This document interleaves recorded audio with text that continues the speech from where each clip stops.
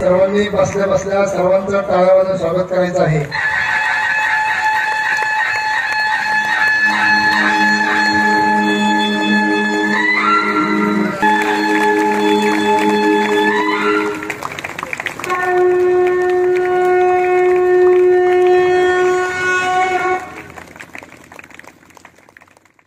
बिस्मिल्लाहिर्रहमानिर्रहीम. अल्हम्दुलिल्लाहि नहमदुहु व नस्तईन व नऊज़ु बिल्लाहि मिन शुरूरि अनफुसिना व मिन सय्यिआति अमालिना.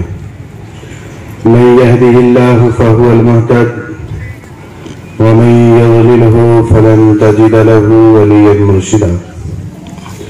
अऊज़ु बिल्लाहि मिनश शैतानिर रजीम. बिस्मिल्लाहिर्रहमानिर्रहीम. कुल हुवल्लाहु अहद अल्लाहुस समद लम यलिद व लम यूलद व लम यकुल लहु कुफुवन अहद. सदक़ल्लाहुल अज़ीम.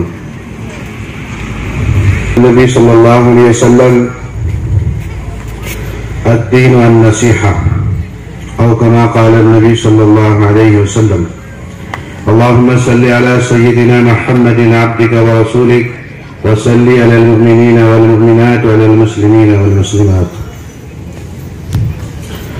ओम शहना मबतु शहना भुनक्तु शहवेरियं कर्वावहे. ओम पूर्णमिदा पूर्णमिदं पूर्णात् पूर्णमुदच्यते पूर्णस्य पूर्णमादाय पूर्णमेवावशिष्यते. ओम शांति शांति शांति. मंगलम भगवान विष्णु मंगलम पुंडलीकाक्षो मंगलाय तुनाहरि मंगलम गर्भोत्तुजयनम. वंदे विष्णु बहुबरम सर्वलोकम कित्यानम. अमरत्येषु सर्वपापे परमुच्यते. अधर्माभिभवात् कृष्णा परदुष्यन्ति कुलिस्तुर्या स्तरेषु दष्टा कुठीषु निश्वती अशुमा शुभमारोहा द्योदतं जगत्पति. अशना साधुडमनमेष्टवर्ये गुणानवित्तः. अष्टगुरो पुरुषं दीप्यञ्चि कोलियं च पर्गिन्या च बहुभास्ता च. धानं यथा शक्ति नना सुमेतियो दिवस्यो अभा अन्मति मधारा. भिन्न आचार विचार धनेशा भजे न जैनर्मिति कलेशा. हर सुंदर निर्माण कधेगी तुलसी वचन सतमत होई. तब तलक मधुप मोया बिना महामद पार न होया. ओम भूर्भुवः स्वः तत्सवितुरो वरेण्यं भर्गो दिवस्यो धीमहि धियो यनात् प्रचोदयात्. हम सुवंता सुप्रतिष्ठो चकिते विचरन्ना. बंधुओं मित्रांनो, आमचे माई आमचे बाबू से पहले एक हमारे दोस्त ने मित्र ने कहा कि सबसे पहली बात यह है कि इस सृष्टि का रचना करने वाला, इस सृष्टि का निर्माता, इस सृष्टि को बनाने वाला, इसको चलाने वाला, इसका रूलर, इसका फाउंडर, जिसको वेदों ने अलग अलग नाम कहा, मैं इसी से सर्वप्रथम मैं अपनी बात शुरू करता हूं कि वो परमेश्वर जिसने इस सारे सृष्टि का रचना किया, बड़ा दयावान, बड़ा कृपावान, बड़ा दया करने वाला, बड़ा दयालु, उसने जब इस सृष्टि का रचना किया उस वक्त तक मनुष्य को पैदा नहीं किया था। सबसे प्रथम मनुष्य, सबसे पहला मनुष्य। मैंने ऋग्वेद का, अथर्वा वेद का एक मंत्र पढ़ा और उसी मंत्र को भागवत गीता श्लोक 13 में कहा गया, यौमाम जन्म आदिम चावेत्ति लोक महेश्वरम अशम्मुढ़ा सामर्थ्येषु सर्व पापे परमुच्यते। हे मानो, वो बड़ा दयावान है, बड़ा कृपावान है वो परमेश्वर, जिसका कोई आकार नहीं है। सारे सृष्टि का रचना किया है एक माता और एक पिता से। सारे इंसानों का रचना एक महिला, एक पुरुष से, जिसको वेद ने उस पुरुष को आदि मानव कहा और कुरान, पवित्र कुरान ने उसको आदम कहा और उसी को बाइबल ने एडम कहा। और परमेश्वर ने बताया कि इस सृष्टि पर जितने मनुष्य, सारे मानव जाति, चाहे वो काले हो, चाहे वो गोरे हो, चाहे वो मालदार हो, चाहे वो अमीर हो, चाहे वो मौलाना साहब हो, चाहे वो हमारे संत हो, चाहे वो हमारे पंडित हो, चाहे मैं दाढ़ी रखने वाला हूं, चाहे कोई और हो, कोई वगैरह नहीं है। सब एक माँ बाप की संतान है, सब एक माँ बाप की संतान है। हम एक माँ बाप के संतान हैं। हमारी आई एक, हमारा वडील एक, हमारा बाप एक, हमारी माँ एक। और इसको और वाज़ेह कर दो, इसी को भविष्य पुराण ने कहा, भविष्य पुराना ने कहा, इसको खील पुराण ने कहा, इसको ग्रंथों ने कहा, धार्मिक ग्रंथों ने कहा। आज साइंस, नासा ने भी इसको साबित कर दिया। नासा ने 6 साल तक कब्रों से उठाकर मुर्दों के डीएनए टेस्ट किया, महिलाओं के डीएनए टेस्ट किया, पुरुष के डीएनए टेस्ट किया। यहां तक साइंस ने कह दिया कि पूरी दुनिया के इंसान एक ही माँ बाप के संतान हैं। इसीलिए इमरजेंसी में महिला का रक्त पुरुष को भी लगता है, पुरुष का रक्त महिला को लगता है, मौलवी का रक्त ब्राह्मण को लगता है, और हमारे नीचे दलित भाइयों का खून, ऊपर आला किसी भी इंसान हो, मंत्री संतरी, उसको भी लगता है। आप बताएं, कहीं खुजली तो नहीं आई किसी को? एक पुरुष को लग जाए, कहीं खुजली नहीं आती। साइंस ने भी साबित कर दिया, धर्म ग्रंथों ने भी साबित कर दिया कि हे मानो, तुम सब एक माँ बाप की संतान हो। मैं आखिरी बात जो अपनी आई माताओं से, बहनों से कहना चाहता हूं, और मैं आज इस कार्यक्रम में एक माध्यम से मैं पैगाम देना चाहता हूं कि जिस युग में हम जी रहे हैं, इस युग को कहा जाता है संस्कृत में कलयुग। क्यों बहन जी? कलयुग है नहीं? कलयुग है ये। हम कलयुग में जी रहे हैं। कलयुग जब शुरू हुआ इस युग का, तो इस युग की सबसे बुरी खराबी और बुराई और सबसे बड़ा अत्याचार जो हो रहा था, वो महिलाओं पर अत्याचार हो रहा था। इस कल युग में सब बहुत बड़ा, कह लीजिए, ज्योग्राफिया है, इसको बयान करने के बहुत लेट लग जाएगा।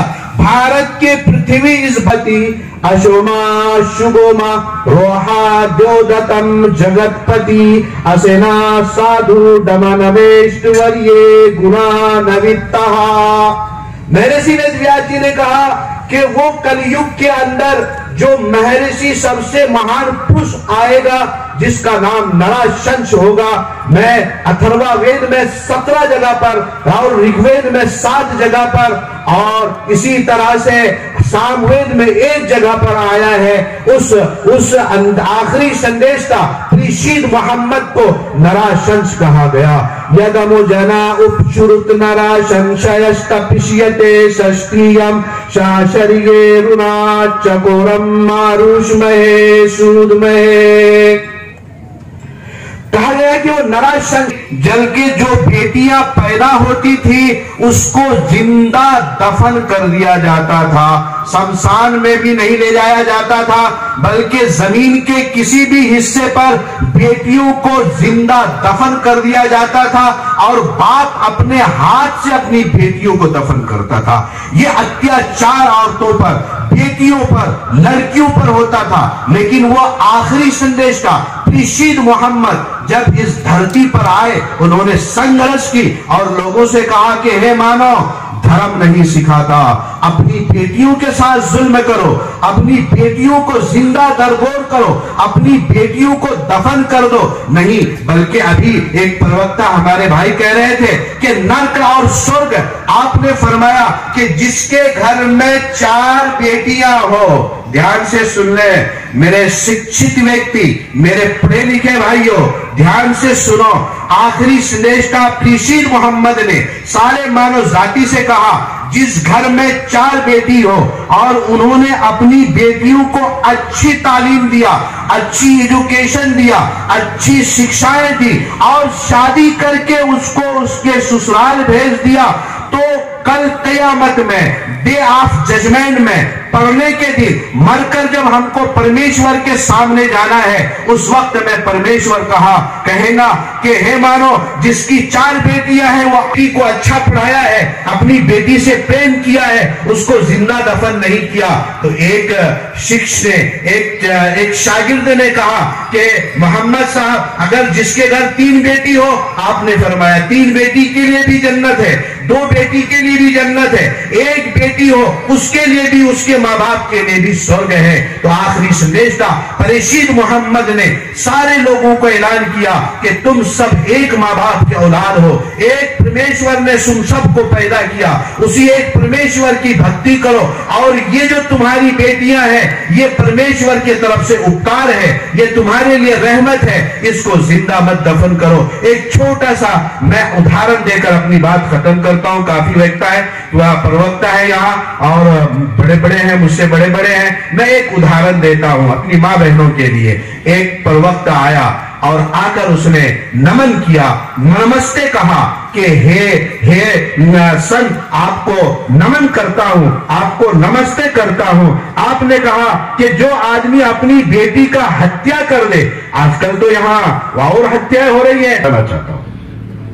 मोहम्मद साहब ने कहा, सुनाओ कैसे हुआ?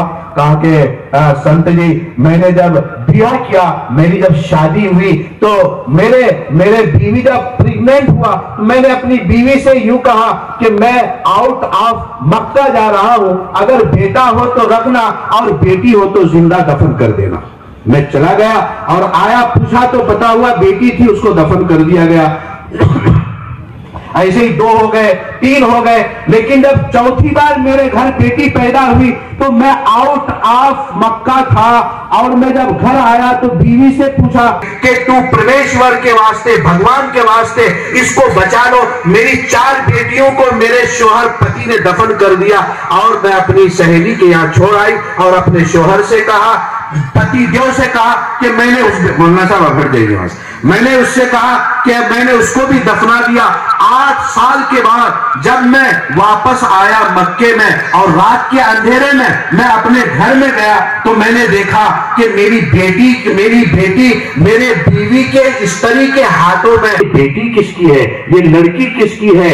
हे मोहम्मद, प्रीशीद मोहम्मद, आप नहीं आते, हम तो नर्क में चले जाते। वो बेटी का चेहरा उसकी मां के तरह मुझे लग रहा था, ये बेटी मेरी है, लेकिन मैं तो सोचा था कि उसको तो दफन कर दिया गया पैदा होने के बाद। अब जब अंधेरे में वो लड़की उठी तो उठकर मुझसे कहने लगी, विनती करने लगी कि हे बापू, मुझे कत्ल मत करना, मैं आपसे खाने को नहीं मांगूंगी, मैं आपसे कपड़े नहीं मांगूंगी, मैं आपसे कुछ नहीं मांगूंगी। मुझे बहुत गुस्सा आया, मेरी पत्नी उठी और मुझसे विनती करने लगी कि पति जो, ये लड़की आपकी ही है, लेकिन मैं आपके अत्याचार से, जुल्म से इसको अपनी सहेली के यहाँ छुपा रखी थी, आज की नजर, आपकी नजर आज पड़ गई, अब ये 8-9 साल की हो गई है, इसको मत मारना, इसको कत्ल मत करना, ये समझने लग गई है। कहने लगे, हे मोहम्मद, प्रीशीद मोहम्मद साहब लिया और अपनी खेती में चला गया उसको जिंदा दफन करने के लिए।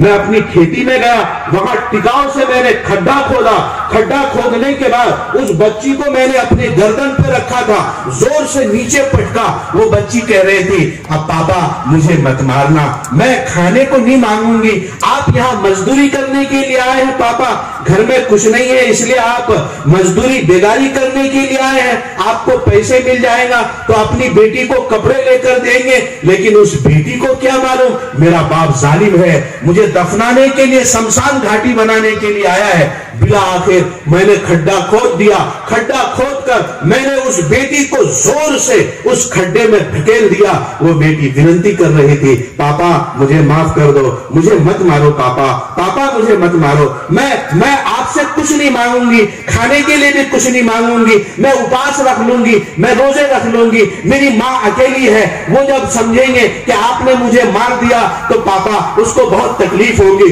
लेकिन वो कह रहे हैं कि हे प्रेषित मोहम्मद, मेरे ऊपर बेटियों के लिए नफरत का एक आंख में एक जुल्म सवार हो गया था, मैंने उसको धसा दिया और धसाकर जब वो उठना चाहिए तो मैंने अपना टिकाव लिया और जोर से उसके मस्तक पे जब मारा तो उसका खून का फव्वारा निकलकर मेरे फेस पे उड़ा और वो छोटी 8-9 साल की बच्ची उस कब्र पे हाथ उठाकर आसमान की तरफ, आकाश की तरफ हाथ उठाकर कह रही थी, हे परमेश्वर इस पृथ्वी पर दया कर, कब तक महिलाओं पर जुल्म होता रहेगा, कब तक बेटियों पर जुल्म होता रहेगा, कब तक बेटियों को दफनाया जाएगा, कब तक बेटियों पर अत्याचार होता रहेगा।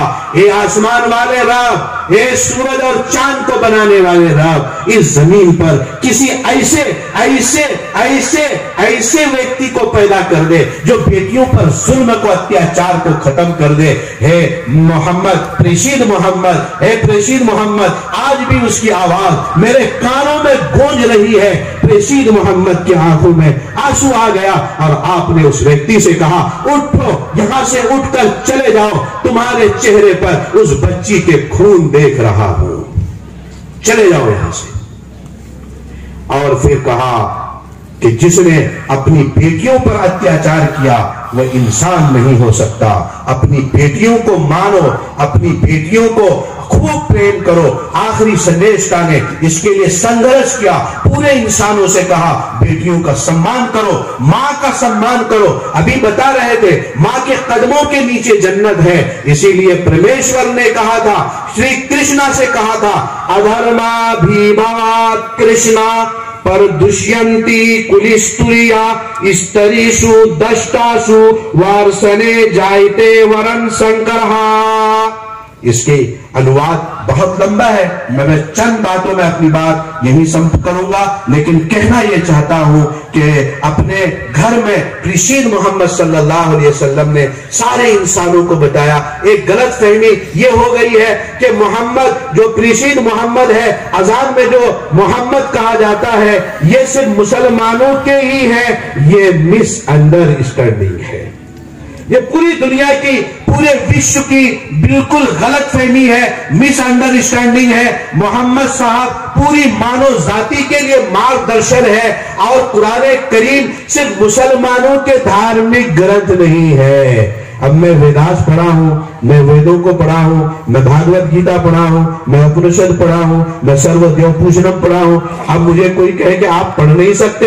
जो पुस्तक आकाशित होती है किसी समुदाय की नहीं होती है, वो पूरी इंसानियत की होती है। और पवित्र कुरान भी आकाशित है, मोहम्मद सल्लल्लाहु अलैहि वसल्लम पर परमेश्वर ने उतारा है, अवतरित किया है और पूरे मानव जाति से कहा है कि ये जितना एक मौलवी का, एक चतुर्वेदी का, एक मौलाना का, एक हाफिज का जितना हक बनता है उतना ही हमारे बाल योगी साहब और हमारे महाराज साहब, उतना आपका, उतना महिलाओं का, उतना हमारी माओं का, उतना हमारी बहनों का भी हक है कि आप उस कुरान को पढ़ें, उस कुरान को आप समझें, इसलिए कि यह आकाशित है, किसी समुदाय के लिए नहीं है। इसमें ऐलान किया गया है हुदल लिन्नास, ये सारे मानव जाति के लिए मार्गदर्शक है, सीधा रास्ता बताने वाला है। इसलिए आज के यहाँ आए हुए सारे लोगों को मैं अपने हार्दिक दिल की गहराई से मैं आप सबको बहुत बहुत बधाई देता हूं। आखिर में ये जरूर कहता हूं कि आप इस्लाम को पढ़िए। उस परमेश्वर, वो दयावान परमेश्वर जिसने हम सबको, कितना उपकार है उनका सारी इंसानियत पर कि हमको जमीन पर पैदा किया, हमको हवा दिया, हमको पानी दिया, हमको वायु दिया, हमको सूर्य दिया, हमको सूरज दिया। इसलिए अथर्वा वेद ने कहा है, अथर्वा वेद में महर्षि वेद व्यास जी ने कहा, सूर्योदयो सहस्त्रांशो जगतपते। ये सूर्य को उस परमेश्वर ने बनाया है जिसने सारे सृष्टि का निर्माता है। हम सबका परमेश्वर एक, और उसी एक परमेश्वर ने हम सबको बनाया, महिलाओं को, औरतों को, सबको, पुरुषों को, सबको बनाया और कहा भक्ति सिर्फ मेरी करो। इसीलिए कहा गया सर्वदेव पूजनम में मंगलम भगवान विष्णु मंगलम पुंडलीकाक्षो मंगलाय तुना हरि मंगलम गरुड़ध्वजा। महाराज तुकाजी राम कितनी अच्छी बात कही है। अल्लाह ही देवे, अल्लाह ही दिलावे, अल्लाह ही दाता, अल्लाह ही खिलावे, अल्लाह ही देवे, अल्लाह ही दिलावे, अल्लाह ही दाता, अल्लाह ही खिलावे, और अल्लाह बगैर कोई ना होए, उसके बगैर कोई नहीं है। वही दाता है, वही अन्नदाता है, वही हम सबको पैदा किया। उसी ने कहा है कि मेरी ही भक्ति करो। यौमान जन्म आदिम जावे तीलोक महेश्वरम। उस एक परमेश्वर की भक्ति करो, उसके लिए उपासना करो, उसके लिए ही रोजे रखो, उसी की भक्ति करो। और याद रखो, या अय्युहन्नास, आखिरी संदेश ने मोहम्मद तरीशीद ने कहा, है लोगों याद रखो, इन्ना इलाहकुम वाहिद व इन्ना अबाहुकुम वाहिद। सारे मानव जाति का रिश्ता खून का रिश्ता है, और हम सब का परमेश्वर एक परमेश्वर है जिसने सारे सृष्टि को पैदा किया। मैं आज आपको दिल की गहराई, सारे कार्यकर्ताओं को अपने दिल की गहराई से शुभेच्छा पेश करता हूं, और मैं विनती करता हूं कि ऐसे प्रोग्राम जरूर रखना। ये किसी पर उपकार नहीं, ये मनुष्य और इंसानियत पर उपकार है आपका। चाहे आपकी कोई तारीफ करे या नहीं तारीफ करे, मैं अपने मित्र, अपने दोस्त बाल योगी साहब से मैं जरूर कहूंगा, मैं आपका धन्यवाद कहता हूं। आपने सारे मानव जाति को एक जगह जमा करके आपने भारत का महाकुंभ यहां बनाया है। लोग यहां मौजूद हैं। मैं आपके इस कार्यक्रम को मैं दिल की गहराई से बहुत बहुत मुबारकबाद देता हूं, और मैं उम्मीद करता हूं कि ऐसे और कार्यक्रम होंगे। और जब भी आपको मेरी जरूरत पड़े, मैं रात के 12 बजे आपके सेवा में हाजिर रहूंगा। ये मेरा वादा है आपसे। दुआ है अल्लाह से कि अल्लाह हम सबको सत्य मार्ग पर चलाए, सीधे रास्ते पर चलाए। वही हादी है, वही रहीम है, वही विष्णु है, वही अल्लाह है, वही रब है जिसने हम सबको पैदा किया और हम सबको एक जगह और हम सबको खूनी रिश्ते का भाई बनाया। व आखिरुद दावाना अल्हम्दुलिल्लाहि रब्बिल आलमीन। मैं इन्हीं बातों पर अपनी बात समाप्त करता हूँ।